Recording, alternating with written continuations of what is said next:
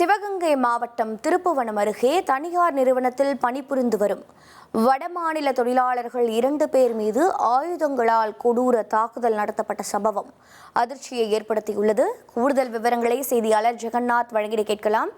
ஜெகநாத், வணக்கம். தற்போது சிவகங்கை மாவட்டம் திருப்புவனத்தில் வடமாநில தொழிலாளர்கள் மீது தாக்குதல் நடத்தியதற்கான பின்னணி என்ன நடவடிக்கை மேற்கொள்ளப்பட்டிருக்கிறது? 2 பேரின் நிலை என்னவாக இருக்கிறது? வணக்கம்.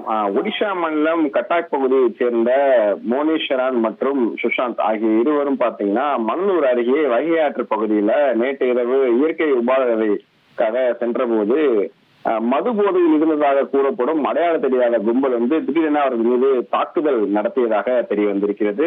குறிப்பாக ஆயுதங்களுடன் தாக்கியதுல மோனீஸ்வரன் மற்றும் சுஷாந்த் ஆகிய இருவருக்கும் உடலில் பல்வேறு பகுதிகளில் பலத்த காயங்கள் ஏற்பட்டதாக கூறப்படுகிறது.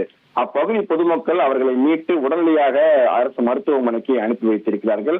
முதலில் திருப்புவனம் அரசு மருத்துவமனையில் முதலுதவி சிகிச்சை அளிக்கப்பட்ட நிலையில் பின்னர் மேல் சிகிச்சைக்காக தற்போது மதுரை அரசு ராஜாஜி மருத்துவமனைக்கு அனுப்பி வைக்கப்பட்டு தீவிர சிகிச்சைக்காக தற்போது அளிக்கப்பட்டுக் கொண்டிருக்கிறது.